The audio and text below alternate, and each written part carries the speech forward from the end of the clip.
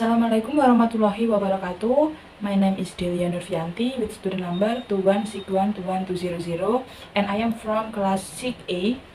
And now I will explain to you about mode and types of interpreting. In here I am from English Education Department, Faculty of Literature and Language, Raden Mas Said State Islamic University of Surakarta. Okay, first material is about modes of interpreting. There are four modes of interpreting. The first is consecutive interpreting. Consecutive interpreting is dual language conversation by noting importance point. Jadi consecutive interpreting ini menggunakan penerjemah dua bahasa dengan mencatat beberapa poin penting dalam sebuah percakapan tersebut. Dan yang kedua ada simultaneous interpreting.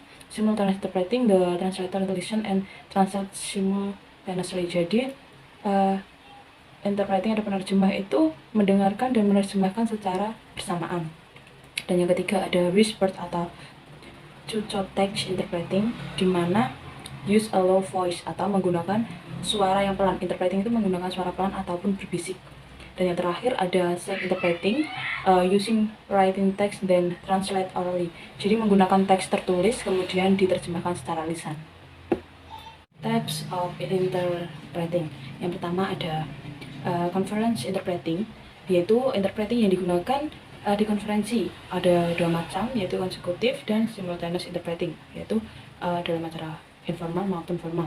Yang kedua escort interpreting. Escort interpreting ini tipe consecutive interpreting pendamping, bisa digunakan dalam suasana informal, juga berperan sebagai asisten atau membantu kebutuhan klien. Yang ketiga liaison atau bilateral interpreting. Tugas interpreting ini yaitu bekerja dalam dua bahasa. Jadi interpreting itu dapat menerjemahkan dalam dua bahasa. Yang keempat ada telepon interpreting. Telepon interpreting ini telepon sebagai media interpreting atau media penerjemahan seorang entrepreneur. Penerjemah bilateral menggunakan telepon ini sebagai media. Yang kelima ada television interpreting, di mana salah satu jenis interpreting simultaneous atau formal yang menggunakan peralatan televisi sebagai media.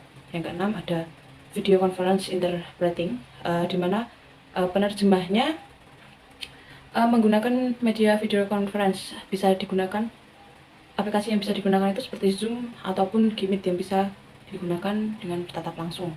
Yang ketujuh ada community interpreting yang terjadi dalam situasi setting sebuah komunitas, bisa pendidikan, bisa kejaksaan maupun community lainnya.